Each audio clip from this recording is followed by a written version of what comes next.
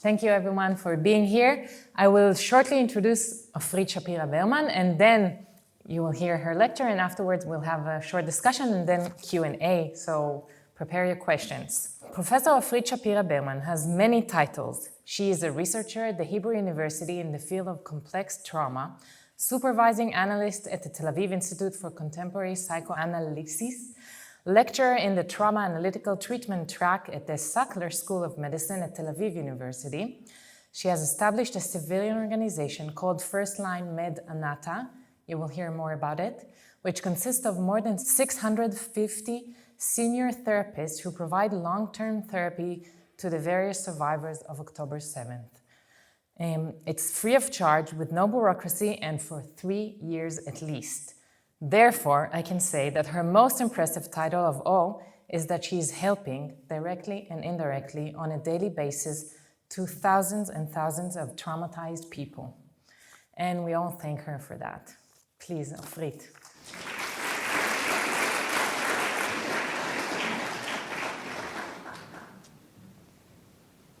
I first of all want to thank you for inviting me over. It has a lot of meaning for us to be able to talk about what we are doing and how it feels like to be an Israeli and a Jewish these days. And I also want to express my gratefulness to the Hebrew University. Despite heading a program at the Sackler School in Tel Aviv, I belong to the Hebrew University. And I've been there for more than 25 years, and it's really the best academic home anyone can wish for. Besides being a professor at the Hebrew University, I'm also a psychoanalyst and a therapist. And I find these two roles that they go hand in hand very beautifully together. I feel that being a clinician makes me a better researcher, and being a researcher sharpens my ability to think about my patients and to understand perhaps a little better what they need from me.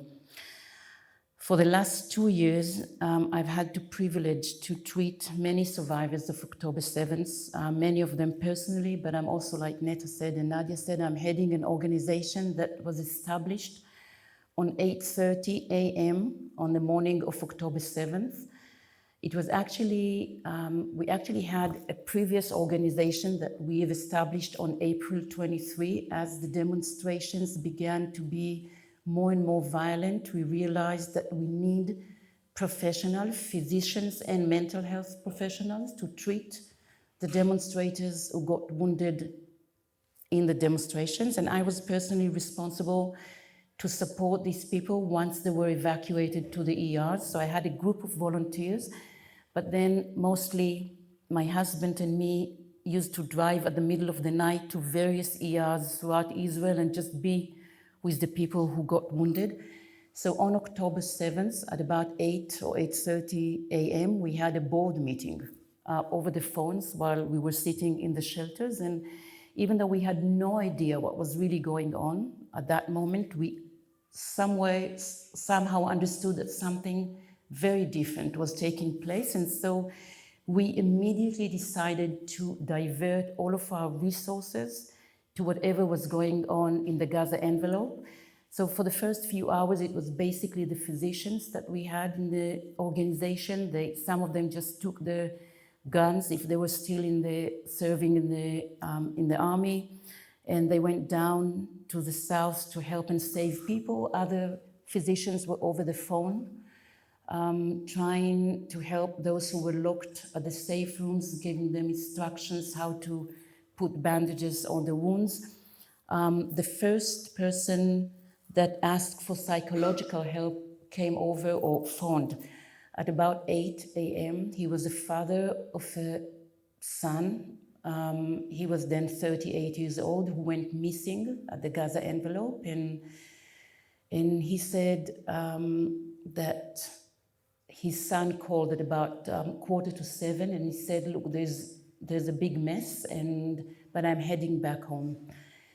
And then they tried to call him again and again, and there was no answer. And around, I think it was probably 8:30 or 9 o'clock, someone answered the son's phone and shouted in Arabic, mot, mot, mot, which apparently is the same word as in Hebrew, meaning death. And then the father sort of realized that his son was probably either murdered or kidnapped to Gaza. By then, we already knew that some people were kidnapped. And so he called one of us and he said, well, I'm going to be okay, but could you please go over to my son's wife? They have 2 very small children. They live somewhere in the south, but not where it was mostly dangerous. And could you please go over and see how they're doing? So I asked my husband if we could go over down south, because I hardly know where it is, shameful to say. And so I was with that family for the next few months, and I also had to, within 4 days, they actually identified the husband's or the son's or the father's body, and we had to tell the small children that their father is dead and will never be back. And I don't think I will ever, to the day I die, forget the way his daughter, which was a beautiful 5-year-old girl, we were sitting on the floor and she was quiet, and then she raised her eyes and she started screaming, I want my Abba. And it was horrible. And I'm telling you that just so you understand what kind of people reach out to be helped. And then at 10 o'clock p.m., my phone rang, and I never answer my phone because either I'm working or I don't want to talk with anyone, but it was a name of one of our best friends appeared on the phone, so nobody picks his phone anymore, it's a cell phone, but I picked up my phone and I answered, and he said, look, Ofrit, we are in Soroka, which is a hospital in Beersheba. Our son, who is an officer at the IDF, was at the front line, and he was wounded by the Nukhbot, by the terrorists who flushed the base, and he was evacuated after 10 hours to Soroka. But because he wasn't wounded too badly, they released him home. So the moment he got into the car, he said, I want to see a psychologist. Do you have anyone to recommend? And I said, what do you mean? It's like 10 p.m., come over. And now I've never met the son, I only know the parents. And that's another picture which is going to be inscribed into my brain forever. At midnight, our doorbell rang and we stepped out, and there were the parents, our friends, and they were like shell-shocked. And then there was their son, a very handsome young man. He was already wearing civilian clothing, and there were bandages all over, and there was still blood dripping, and his eyes were all glassy. And I'm really happy to say that it took a year of therapy of twice a week, but he's okay now. But I probably will refer to him when I talk about moral injury, which is very common among our soldiers. So on October 8th, it was clear to us that the most long-term effect of what happened on October 7th is going to be the psychological trauma. The physical wounds can be treated, and the medical help in Israel is wonderful. People will be healed physically, but mentally it's going to be very, very difficult. And we also understood that it's going to take a long time. I mean, the people who were most severely hurt by October 7th, they like short-term therapy or seeing them for 20 or 25 or whatever meetings is not going to be enough for them. And that they will need a long time of someone to be with them, for them to be able to even begin to tell us what they were through, to digest what they were through, and just for someone to hold their hand metaphorically, not that I think all of us hugged patients like we never ever hugged them before. I mean, it was like the walls just broke down during or following October 7th. The organization, as an organization, like Nadia and Neta said before, we defined one task or one aim, and we keep to it 2 years later. We are going to provide long-term psychodynamic and psychoanalytic therapy for reasons that I don't have time, probably we don't have time to go through today. It's going to be for free, and it's going to be for free because we believe that part of reconstructing the survivors' trust and faith back in humanity, in people, and in the state, even though we are not the state, but we are part of the state, is to give them something for free, not to ask them to pay for anything after what they've been through. And we also knew that it has to be with zero bureaucracy, nothing. A person doesn't have to do anything besides text me or one of my two partners. He'd only need, or someone need to text on his behalf, his name, his age, where in Israel he wants to receive the help. And it takes us about an average of 5 minutes to find him a therapist. We know all the therapists in person, and we match. We match the therapist to the patient in terms of gender, age, and because we know them, we also know who to give, who should have a patient and who perhaps should wait a little more. And it is working very good until this day. We also knew that we would have to provide, or that we want to provide help for people that the state does not pay for their therapy. The state of Israel, as of today, pays the therapy only for first-degree family members of those who were murdered, or for parents or siblings of people who are still held in Gaza. But if you are a grandparent or an uncle or anything else, you are not entitled to get your therapy. And so we just raise funds all over the world to be able to pay our therapists, but the patients don't pay anything. Over the last 2 years, we've been treating more than 500 individuals, and we've already provided about 11,000 hours of therapy.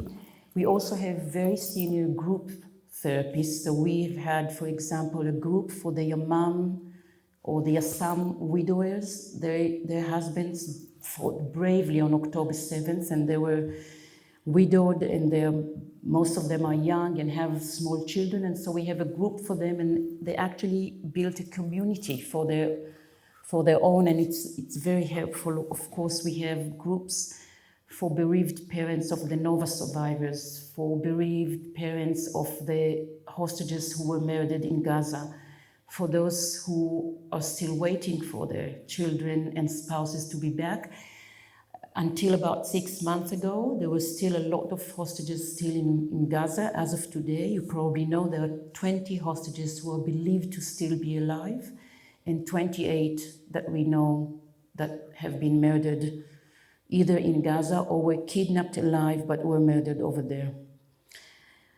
Most of the survivors until this day are unable to work, unable to resume. I don't think anyone can resume his previous life, that's impossible, but we are still unable to even construct a new life for their own sake. And I do think that the one hope of ever being able to rebuild any kind of life is if they get enough therapy. And of course, it's not just psychotherapy, but other organizations provide a lot of other kinds of therapy, which are very, very important.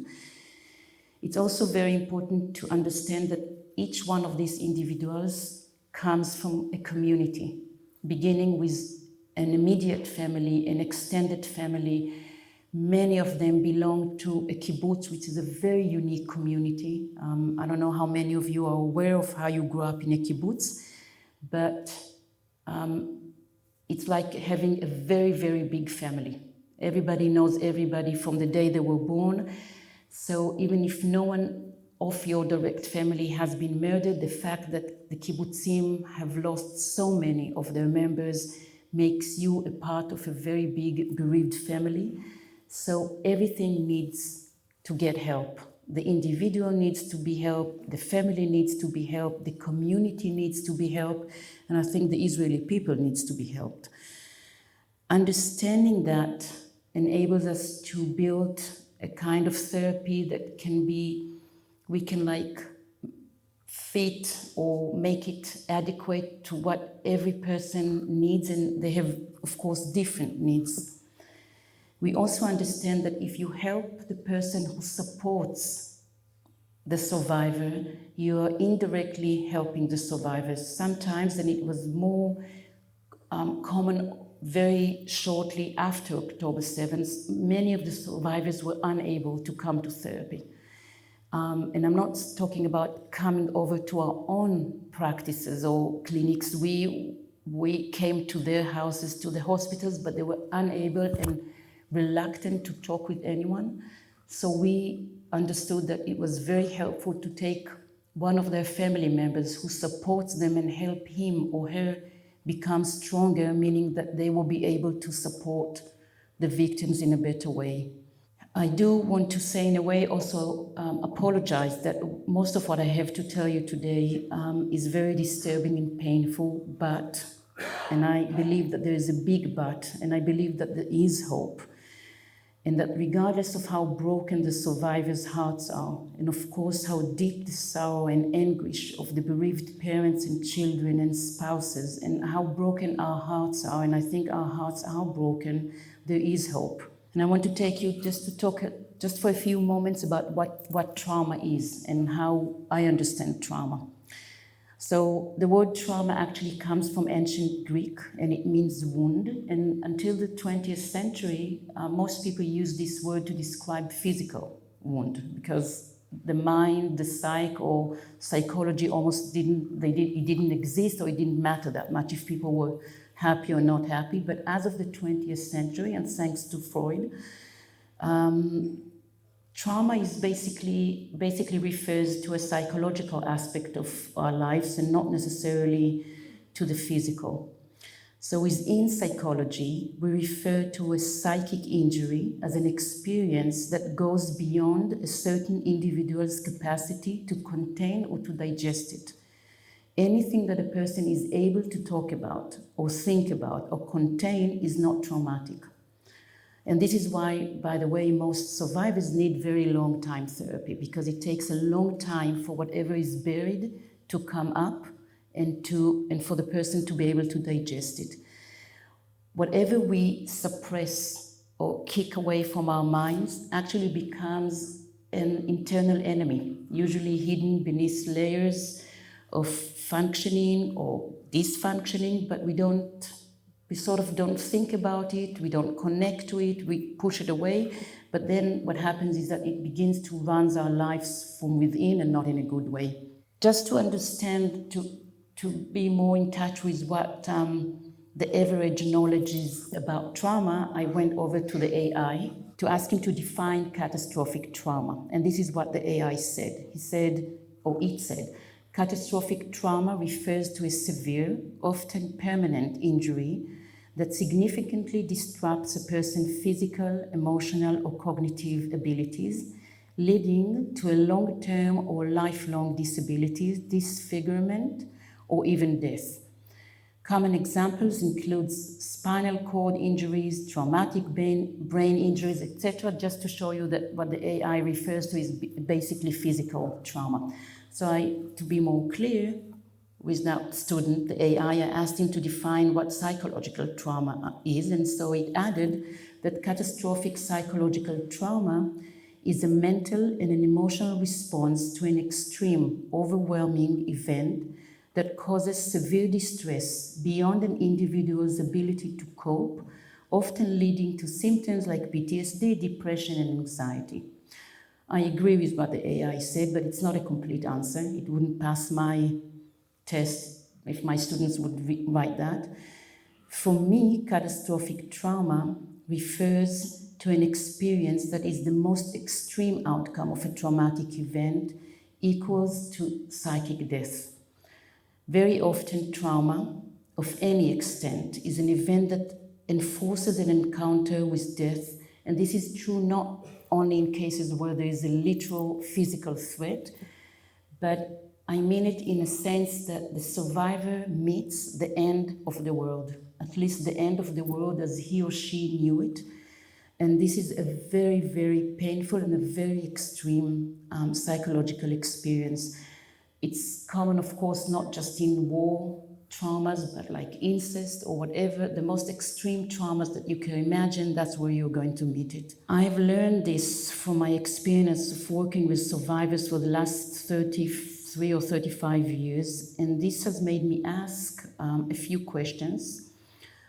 For example, what does life after death feels like? And I'm not talking after death, but actually after death while you're still here. What is it?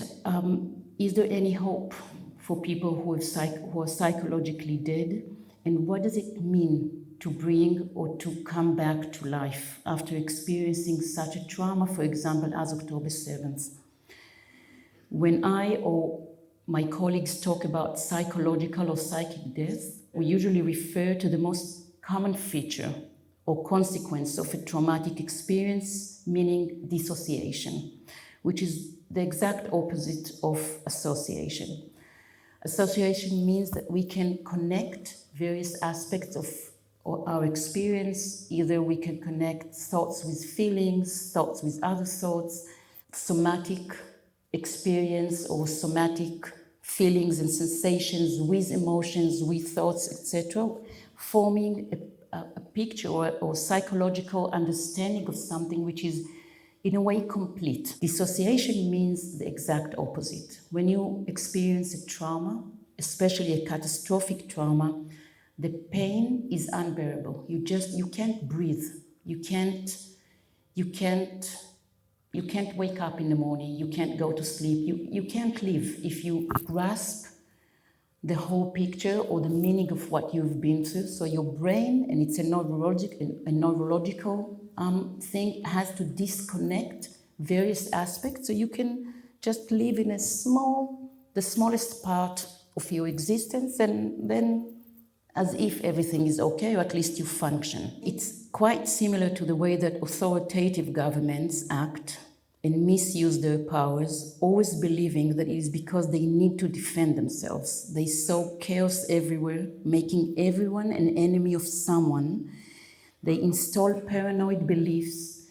They convince the citizens that no one can or should be trusted. And that's how the brain or psyche behave following an extreme trauma.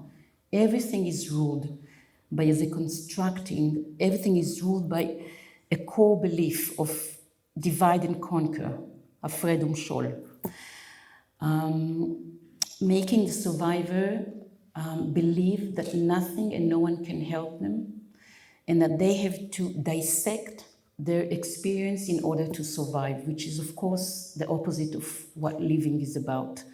One of the things that I've learned through life is that whatever helps a person to survive actually disturbs his ability to live. This surviving and living requires very different mechanism. And I can put it in another way and say that following a traumatic loss, wherever there was love, there is pain, and wherever there is unbearable pain, there is a hole, a psychic hole that sort of marks the absence of something that the person needed to experience, and it was impossible. The catastrophic trauma of October 7th included a profound betrayal, or a sense of betrayal, and the shattering of the Israeli people's most basic values and assumptions regarding our safety, order, and worldly justice. People were abused and tortured and murdered for hours before the IDF showed up to save them. And it's not that the IDF is to blame. And all this actually amounts to the primary agony of dying alone, which is, for me, the most horrible experience possible. Many of the survivors were and still are to this day in a state of mind of having been killed or murdered psychologically and mentally, yet they had to stay alive, which is a very confusing state of mind that should be understood by us as being as if alive. So they have heartbeats and they can breathe, but psychologically they're not alive. Yet, survivors who come to see me as a therapist have amazing strength, and regardless of how difficult their journey is and how broken they are, they hold some hope and trust. By means of coming to me, they tell me, please help me, I hope you can. Yet, or nonetheless, I want to dedicate some time to the darkest aspects of surviving catastrophic trauma like October 7th, and I want to define the core essence of their experience, and it's true for only some of the survivors. I can't say that it's true for everyone. I refer to them as people who have received a life sentence. And I do want to say that receiving a life sentence is not much easier than receiving a death sentence. Actually, when you experience such a horrible trauma, you sort of live in between two deaths. You have the first death, which is what you've been through at the trauma or during the trauma, meeting the end of the world and everything is like crushed and has to be reconstructed. And the second death is like the physical death that awaits us all. So many of those people just live in between these two deaths, not entirely being able to rebuild a new life yet. Again, there is hope. But what is most painful for me, and I think if there was one thing that I would like to help my patients, is not to feel that they have to die alone. So sometimes what I tell my patients is, okay, just come over and die here.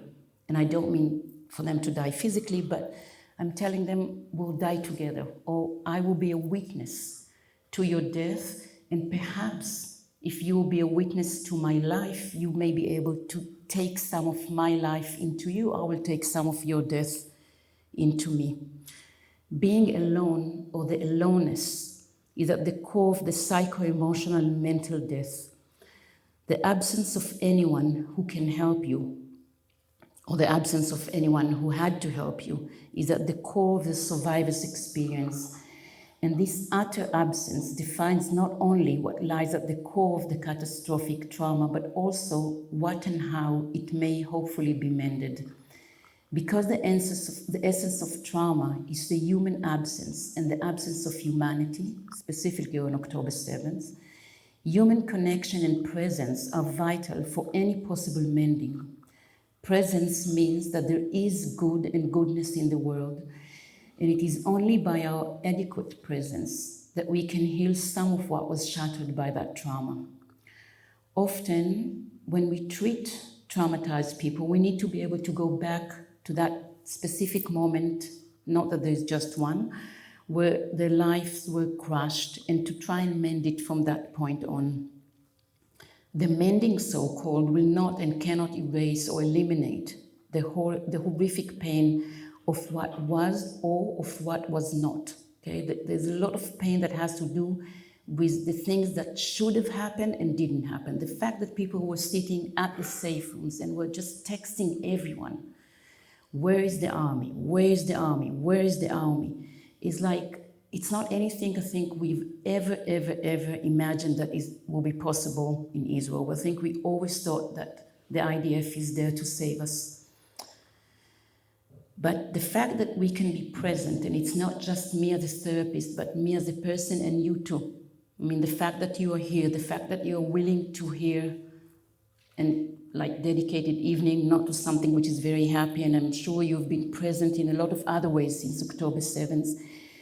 It means a lot to the people who have had this trauma. And in a way, when we are present and we are willing and able to hear their stories and contain it and to take some of this pain into us, we sort of deconstruct what was deconstructed by the trauma. So like it's minus the minus, meaning if they thought no one will ever love me again after someone loses his parents or his siblings or his child, or people will always hurt me because it's very difficult to trust anyone after what they've been through, or no one should ever be trusted, or no one will ever be able to hear my story and its consequences. When we are present emotionally, we sort of prove them wrong. Not entirely, but at least we are trying to do our best, and we prove to them that we are able to hear this story. And if we take them into our hearts, it also means that in a way we love them, and sometimes it's not in a way. I dearly love the survivors that I'm treating. They've touched my heart deeply. We prove to them that there is love and compassion, and that some people can be and should be trusted. We also prove to them that their experience can be put into words, which is very, very difficult, and that words are not the same as actions, meaning telling someone about your trauma, which is very, very, very difficult, is not the same as going through that trauma again. It's different, and even if it's very, very small differences make a difference. In fact, talking about things, even the most painful of all, does help you to feel better, to feel more in control of your feelings or memories or thoughts. And it brings out the trauma, it's true, but it also allows you to be you again. At least this is what I'm trying to convince them. It doesn't always work.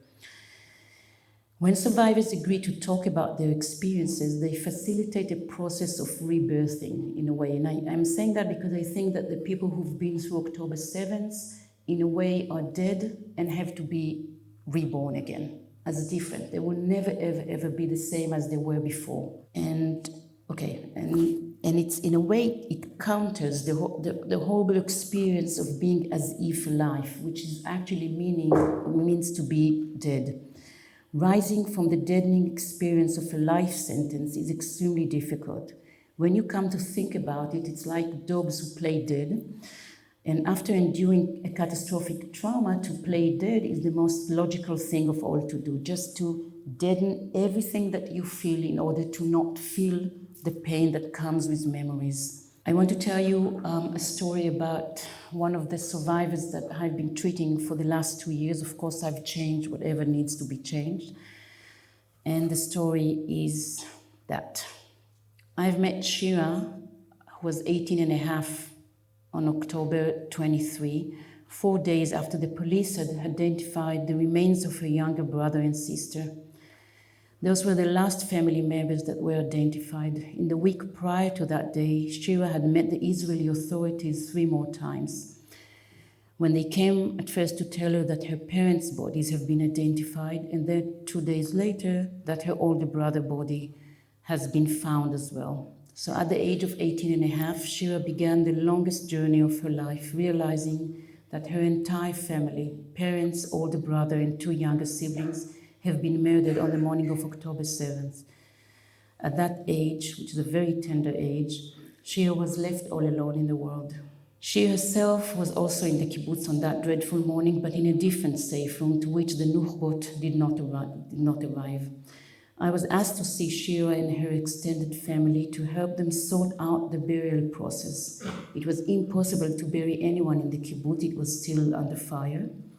So the bereaved families had to decide on a temporary burial site, meaning, by the way, that they had to rebury their families about 10 months later, as if one time was not enough. For the first year after the catastrophic trauma, Shira did her best to function, as if functions. She saw some of her friends, she communicated a little, she was able to cry, and she insisted to stay in the army. But today, 2 years after October 7th, she is in a deep depression. She stays almost entirely within the confines of her own apartment.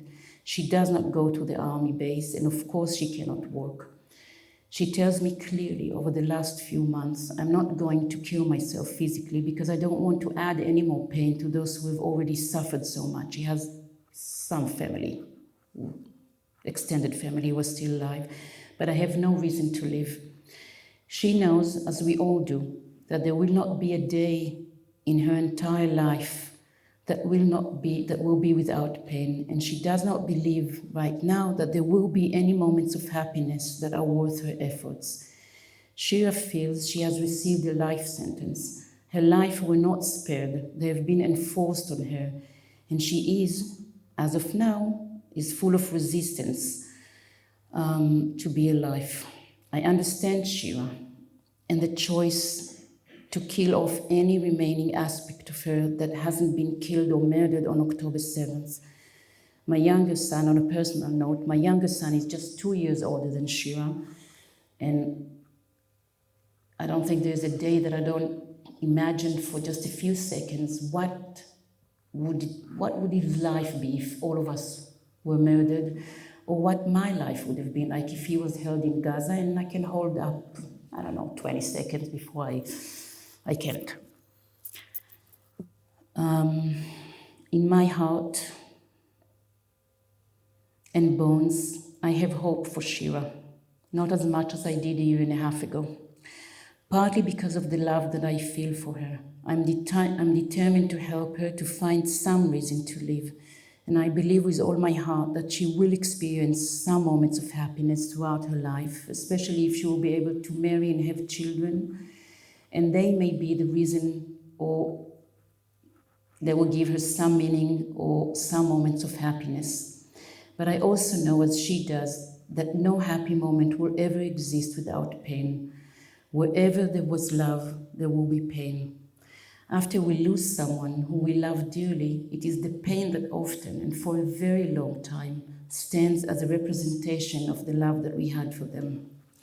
Shira, as do many survivors of this catastrophic trauma, and to a certain degree, all of them, were sentenced to live between two deaths, like I said before.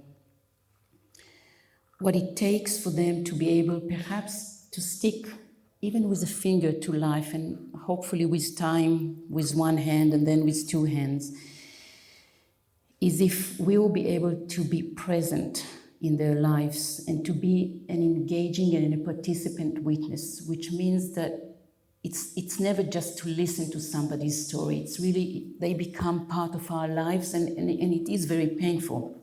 And there's a lot of worry when we treat those people. But I think we are also privileged enough to see some buds of life that come out. Someone asked me a year ago in an interview, what do I consider to be like a healing? What does it mean for someone to heal? And the only answer that I had is that if that person will be able to love someone again, he's okay. If a person is alive, he's able to love, and that will be okay. When I talk about the need to be an engaged witness, I'm not just talking about us, I'm also talking about the survivor. The survivor needs to be willing to become a witness to his or her own experience, meaning they need to be willing to tell that story and to attest to what they've been through, not in terms of how horrible the October 7th was, but what it's like for them to be them. And many of them are reluctant, but some of them are willing to do that. What we need, in my opinion, is to not be too hopeful. I know we sometimes feel that we have to encourage a person and to tell them, you need to be strong for your parents, for your brothers, for the state, for the nation, for the world. I don't agree with that. I think we should be cautious about hope or about encouraging someone to be strong, because sometimes it means that we don't really understand how horrible what he has been through. And so, of course, there is hope, but sometimes it has to be quiet, and we have to be willing to hold the hope for that person while he falls into depression or says he has no reason to live, and we keep the hope, and eventually, hopefully one day, he will be able to take it from us. Going on living when all you want to do is die, meaning that you want your pain to just stop, is a huge struggle, and no one should go through this alone. A Chinese proverb says that it takes a village to raise a child. Now, I know that most of us have managed to raise our child with the help of our deputy chief, meaning our husbands, and if we're lucky enough, within our extended family. But when someone undergoes such a terrible trauma and was unlucky enough to stay physically alive, they do need an entire village, a community of good and generous people in order to perhaps one day be able to restart their lives. One of the most harrowing events on October 7th was actually the abduction of 250 civilians, and some of them were soldiers. The youngest of them were Kfir Bibas, who was just 10 months old, and the oldest of them were people as old as 86. More than 40 of them were starved and murdered in Gaza. Many were released over the last 23 months, and like I said before, there are still 48 people held in Gaza. They were all tortured, beaten, abused, and starved. Some were starved to death. We've been treating many of the family members of the hostages who were willing to be helped. Many of them, while they were fighting for the release of their loved ones, were unable and reluctant to get any help. So we waited patiently, but many of them did come. And so we give a therapy for many of them. We are also treating quite a few of the hostages who were released, specifically the ones who were released on November 23, but also more than a few who were released over the last year. We've been treating children, mothers, young adults, and elderly people.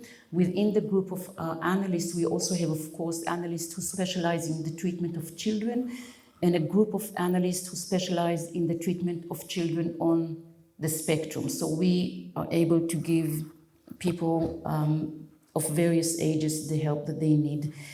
It's very different to treat family members of hostages who are still in Gaza than treating family members of hostages who were released. Basically, when we treat the family members of those who are still in Gaza, it's more like a supportive therapy. We just need to keep them strong enough to be able to fight. Most of them are strong enough to be able to fight, but not all of them. Some of them are completely broken and do not participate in the struggle, but have other family members. And treating the families after the hostages have been released is different, of course. I think most of them expected either that everything is going to be okay once their children or husbands will be back, and some of them expected that the situation or the condition would be like PTSD in the movies, and it's neither.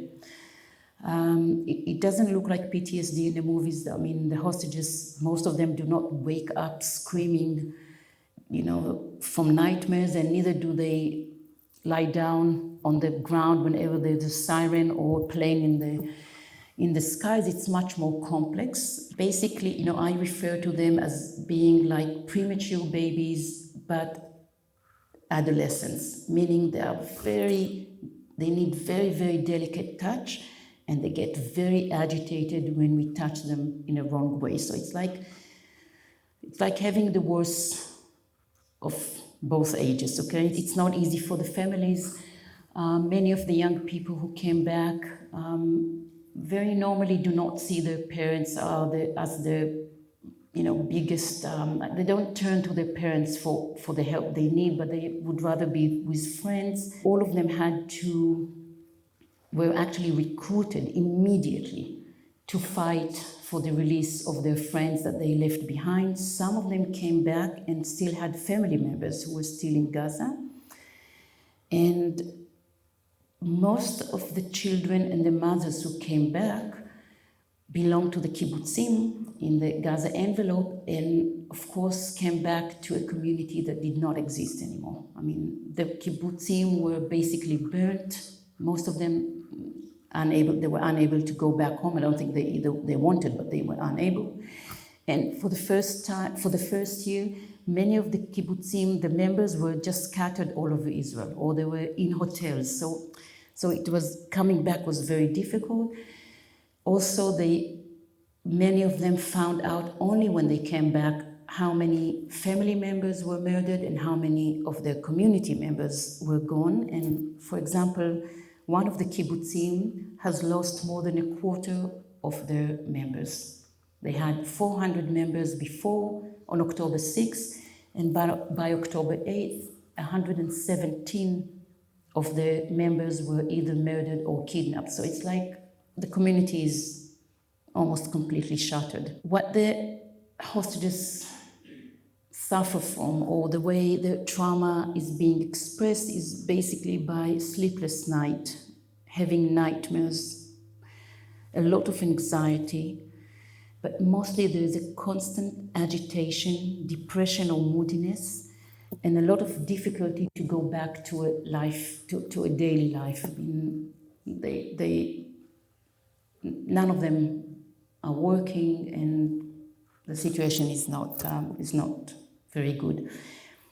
They were pulled out of Gaza, but Gaza wasn't pulled out of them. So, and it's not a slogan. I mean, we keep saying, or they keep saying, that as long as there's still people held in Gaza, they will not be able to heal, and it's true. They're just that it's completely impossible. I'm treating one of them.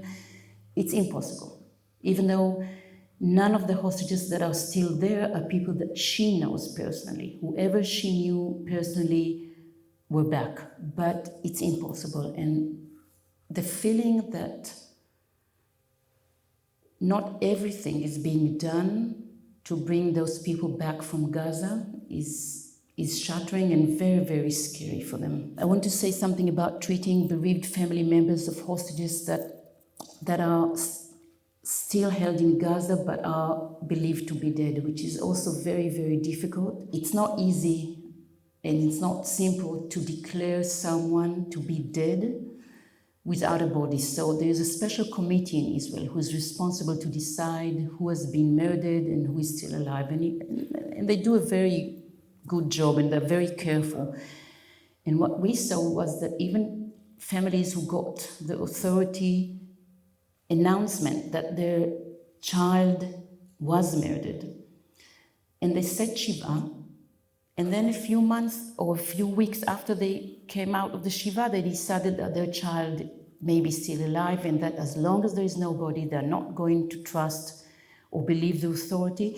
And I think it's a combination of two things. One, that is extremely difficult to realize. It's difficult to realize death when you see a body of someone, but when you don't see a body, it's almost impossible. But I think it also has to do with being able to trust the authorities again. So it's not easy. So everything is like they doubt everything that they're being told, which means that it's like the cycle is never ending. Unless they receive the body of their child, we just treat them as if, we have to like hold things in both hands. On one hand, we hold the grief and the realization that their loved ones is dead, but on the other hand, we have to like participate in this hopeful make-believe that maybe that person will be back one day alive. And I sometimes wonder whether the family of Ron Abad, who is away for like 40 years or 30 something years, I don't know if every moment of the day, they literally trust that he's gone. I mean, it's very, very difficult. Until about 6 months ago, I was still treating family members of people who were held in Gaza. I mean, they came back 6 months ago. And the psychological strain that they've been through it's unimaginable. I mean, it was like a seismograph that went like this, like every time there would be a declaration that there is a deal on the way, or they would get like a sign that their daughter or their son was alive, that would be very helpful. But of course, it would last just a few moments because whatever news they received was all news. It never said, it didn't have anything to do with what was happening now. So it was like a roller coaster, again. And I have to say that some of them were treated quite badly by some people. And I want to say something about how people survived, because it was amazing. And of course, none of them have ever read a book about how to survive captivity in Gaza, but they all survived in a very similar way. They survived by taking care of someone else. Either it was an internal object, like the hostages that I'm treating. She said, I thought about my parents. I thought, how would their life be if I would give up, or if I would be murdered. And she talked with them again and again, and it made her hold up and stand whatever she had to go through. And people who were held together just took care of one another. They shared their last piece of pita with one another. They gave one another pep talk, like hold up and be strong and it will be okay. And it was really amazing whenever hostages come back and he's being interviewed, the one thing that they all keep saying is the one thing that kept them alive mentally and not go crazy, and none of them is crazy, by the way, is because of love. So it's not money that runs the world, actually, it's love. So they held up for the sake of their families, and they held up for the sake of other hostages, and the bond or the bonding that there is between the hostages who were held together is like, they became, I think it's more than family. I don't know what is more than family, but it's more than family.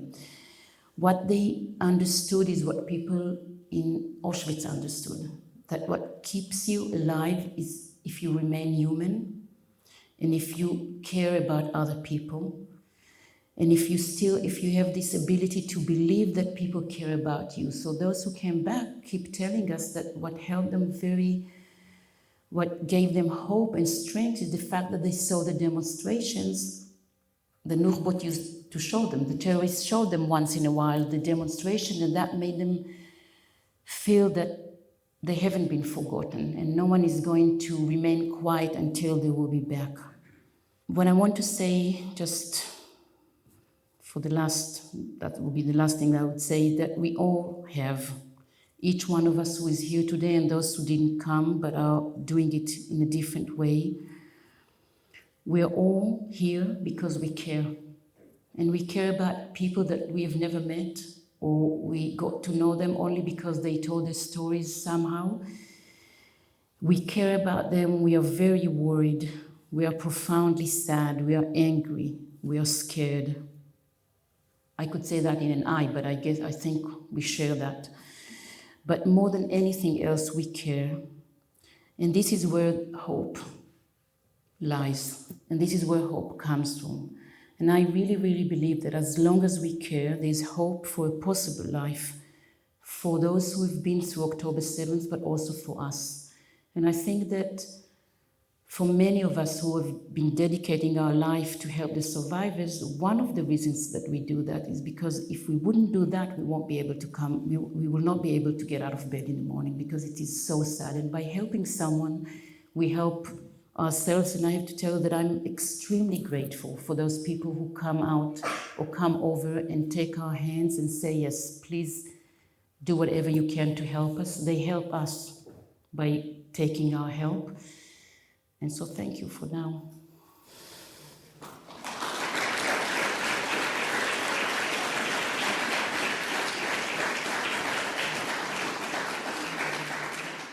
I think the first questions that everybody here has, and me too, and when Nadia and me were talking about it beforehand, and Noemi, we were thinking like, how are you? How are you dealing with it? How are you feeling? How do you take care of yourself? Because I'm sure you need being taken care of, hearing so many bad things, and also seeing the results of such cruelty. It's probably cruel on your soul. So I'll start with telling you a small story. I was responsible to teach an international course on trauma. The Hebrew University with the Yeshiva University in New York. So we had American students over in Jerusalem, and then we went over to New York. So when the Americans came, they had the same question, and it was about women and trauma, not necessarily October 7th. And they kept asking us, how do you self-care? And we were just looking at them, and they said, what is the word in Hebrew? And we said, we don't have any words in Hebrew for self-care. We don't self-care, nothing. We have להציל את המציל. Yeah, right. It's I know some people get up on 5 a.m. and run, but not me. So what do? You take care of your grandkids. You're right. That's the one thing that I do that makes me happy.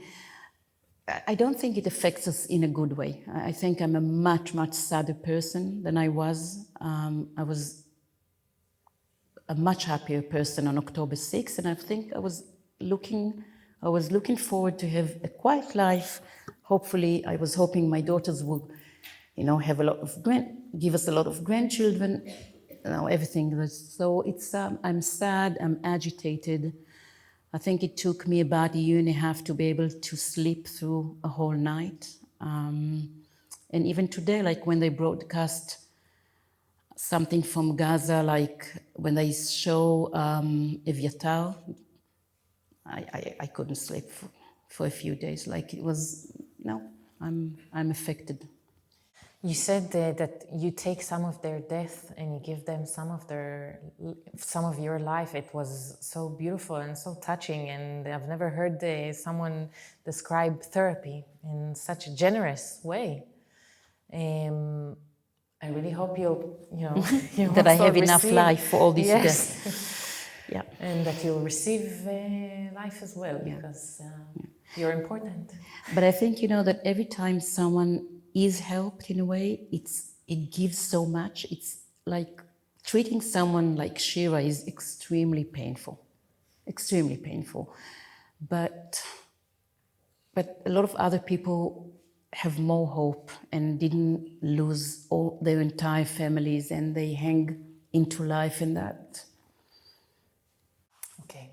And from the individual level, I want to scale up a bit. And when we were talking over the phone, you said that you see political depression in such a vast scale in the clinic.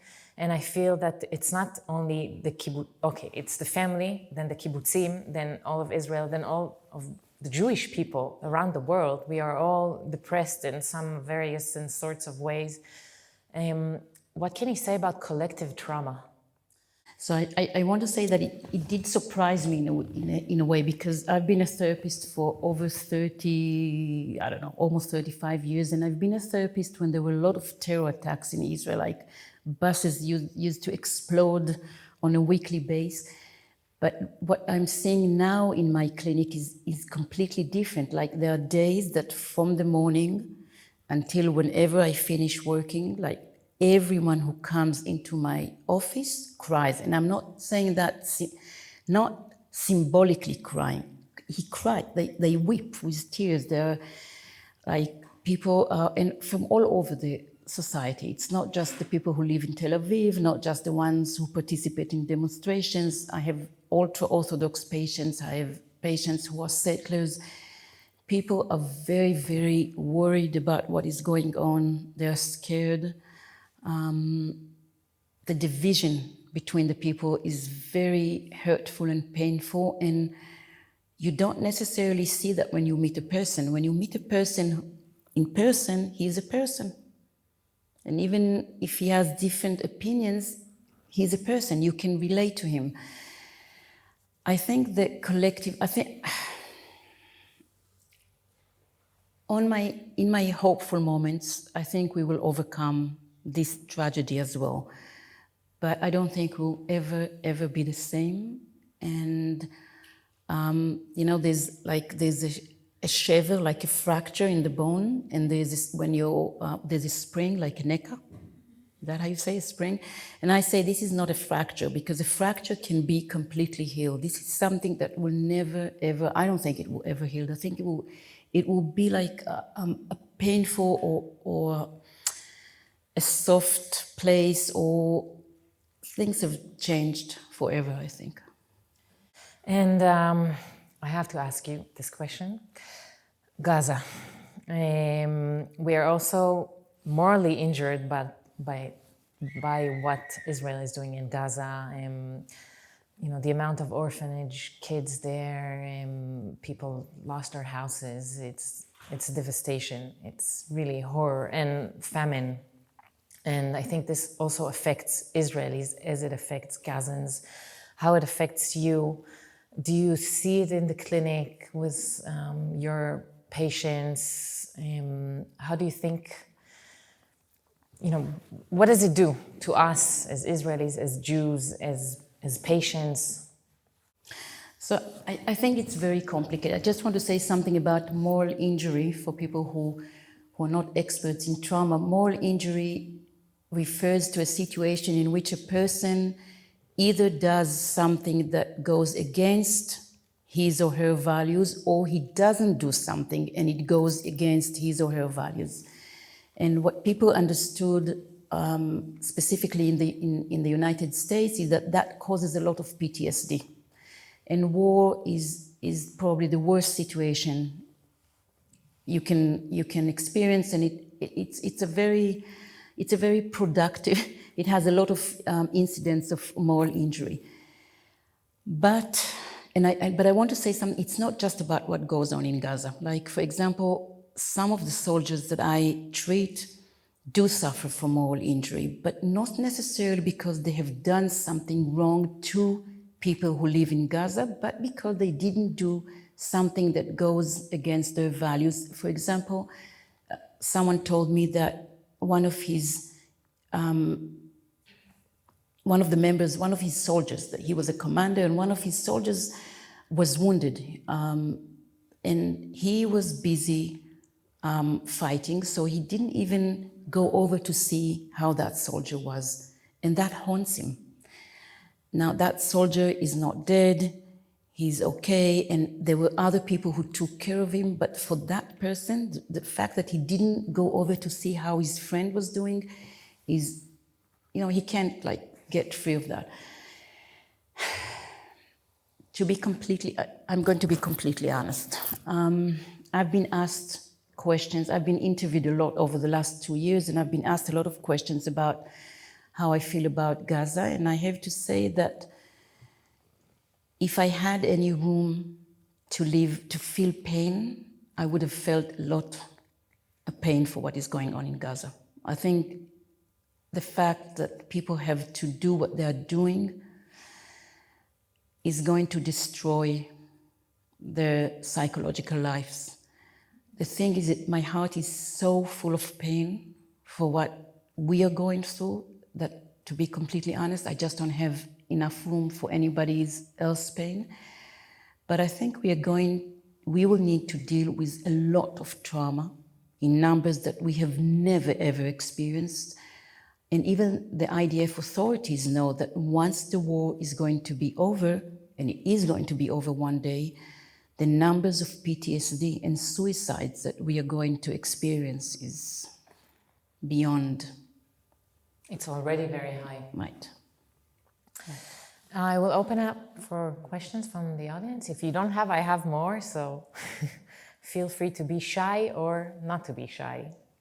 Thank you very much. You have described very precisely, very analytically how the victims, the survivors, the trauma survivors close themselves, try to avoid the society, and how the healing is through love given to others. Now, the bigger survivor, as we said, is the society. The state of Israel is wounded, the Zionism movement is wounded, the Jewish community is wounded, but I don't see any therapist. The designated therapist, the naturally is the politics, but it's very controversial.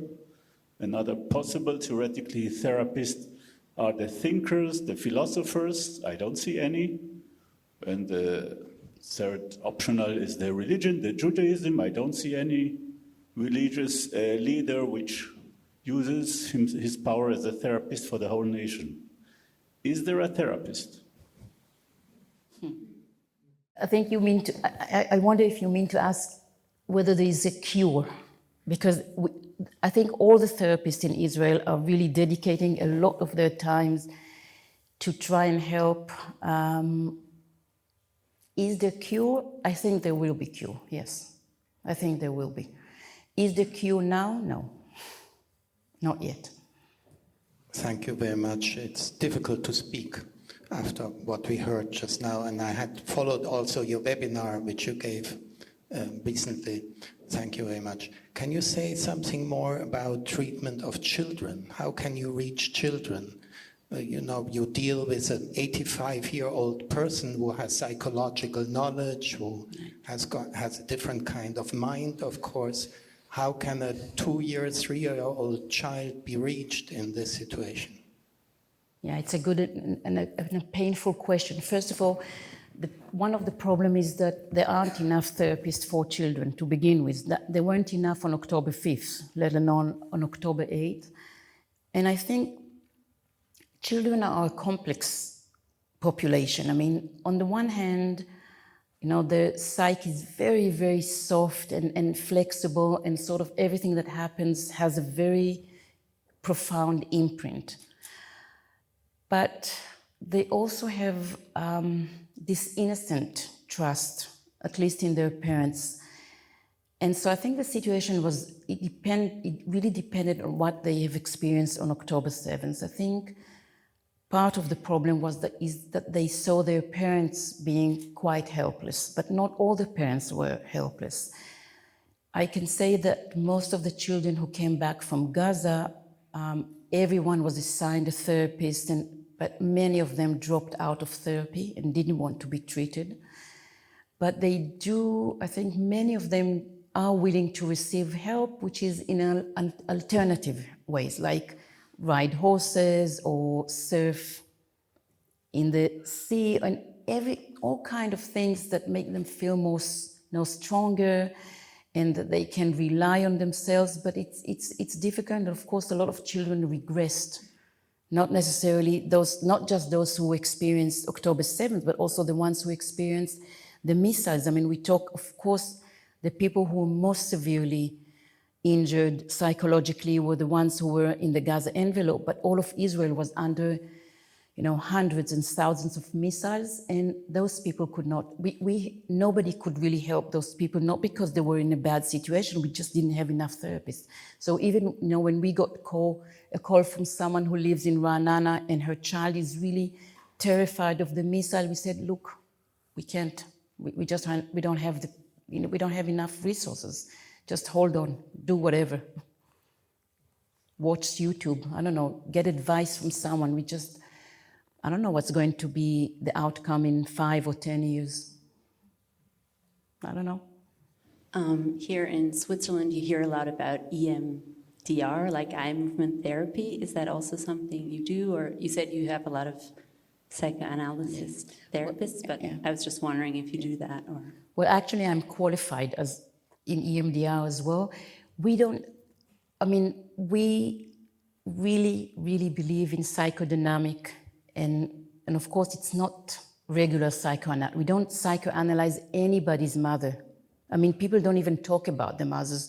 I mean, in regular psychoanalysis, it's not me that is so interested in the patient's mother. He's talking about the mother. Now, nobody talks about the mothers. We have like a quiet moment now. Everybody talks about trying to hold up.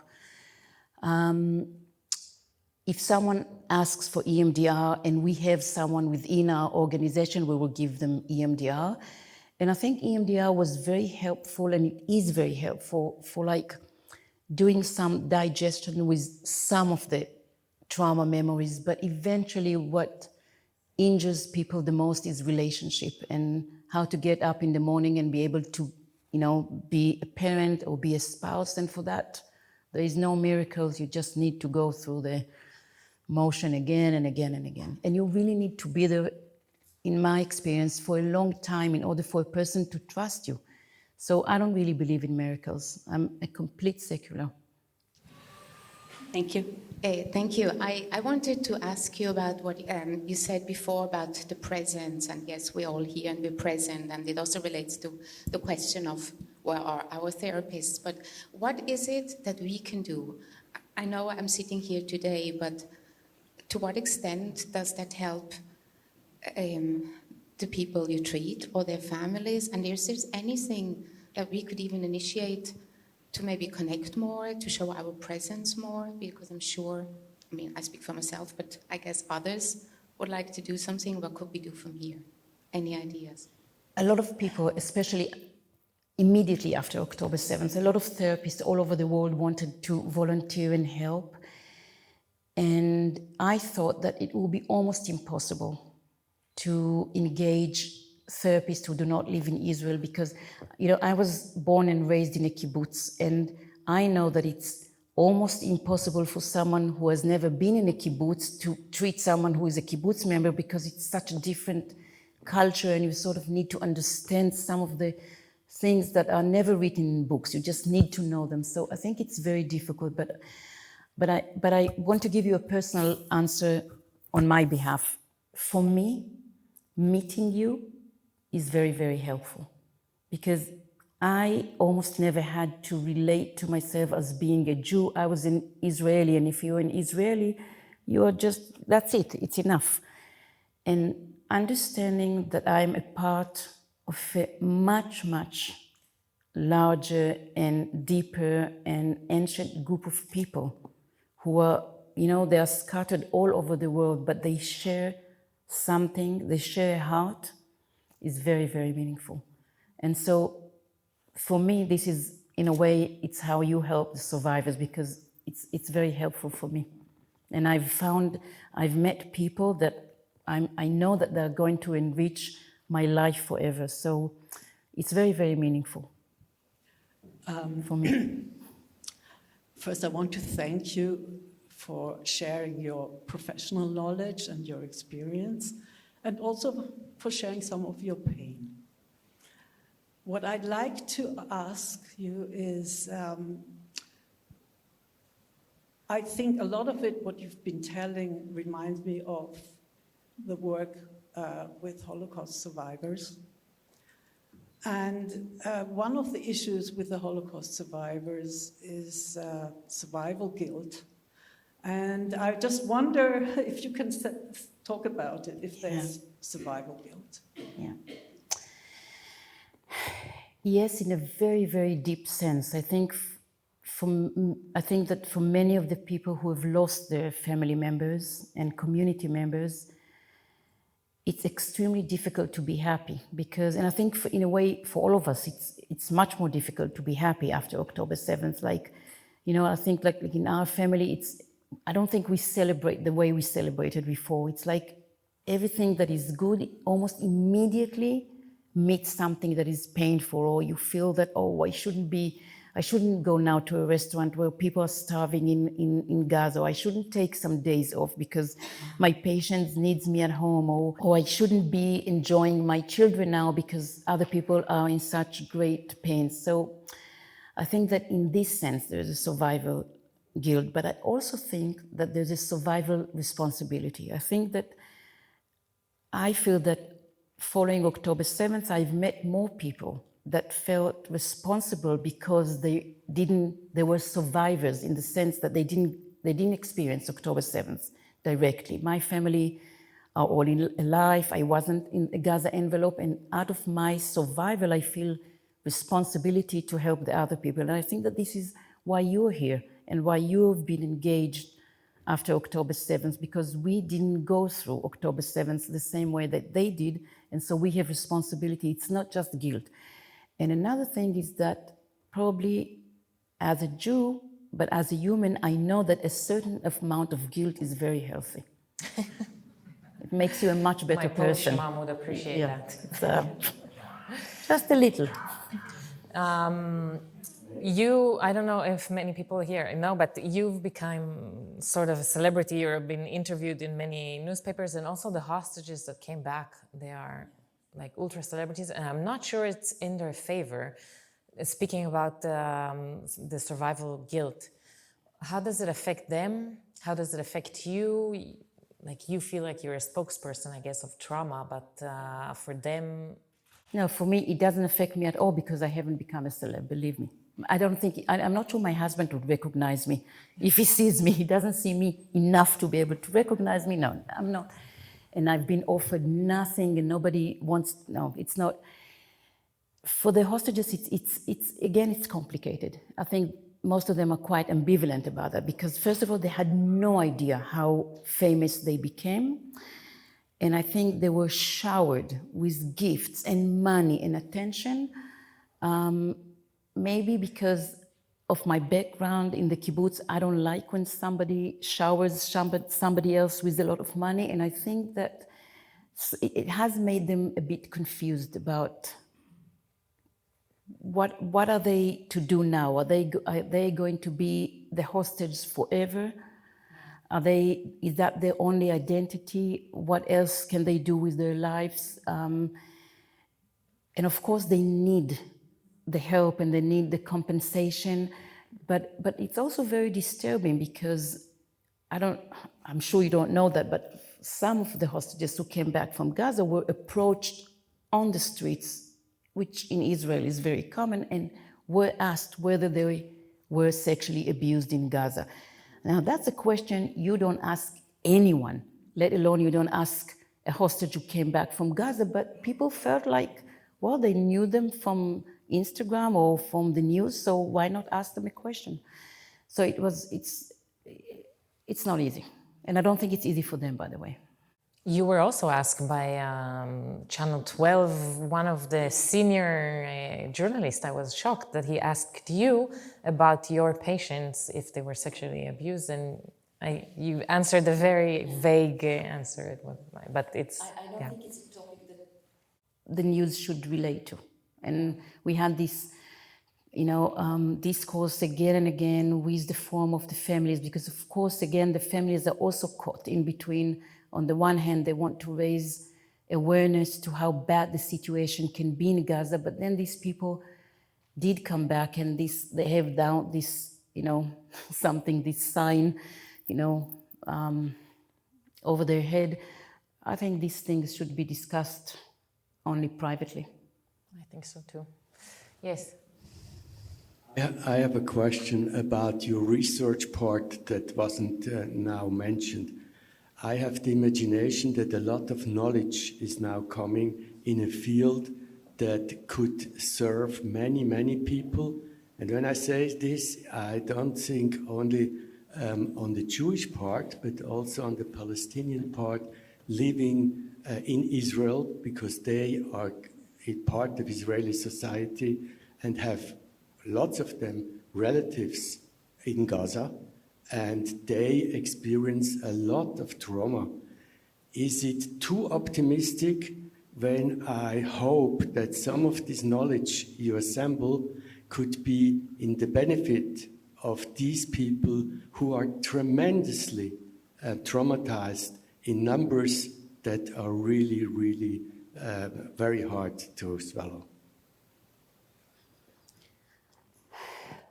Well, I want to say that, of course, research is also a complicated issue because, for example, when you treat someone dynamically or analytically, it takes a long time to be able to give, to produce some data that is relevant, because it's not like you treat someone for 12 sessions and you give them a questionnaire before and after and that's it. I don't think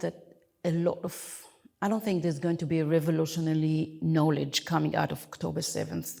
When somebody tells me that he has a new model that no one heard before about, I usually think that he hasn't read enough books.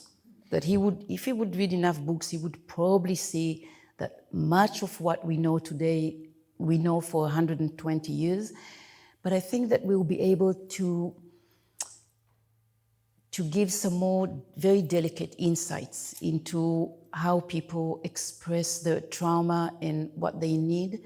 And again, I think what they need today what they always needed. They need someone to be there with them for as long as it takes for them to be able to walk alone. And they will be able to walk alone. And if not, then somebody has to be there forever, like we had to be with Holocaust survivors. Some of them rebuilt a life. We also have to remember that even those who got married and were creative and had a career also screamed at nights and had nightmares. It's not like everything was okay. So we need someone to take care of those darkest moments that a person has. Is there another question from the crowd? If not, then I would start with the donations and end up with a final sentence. So if you want to help in a financial way, there is the Hebrew University Institute. There are two. One is the Institute for Traumatic Stress and Recovery, and this is research and therapy for grown-ups. And the other one is the National Child Health Center for Resilience, and this is research and therapy for children. And this is at the Hebrew University, and you have the QR code over here, and you can send an email to Edna, and there are various ways where you can donate to the Hebrew University.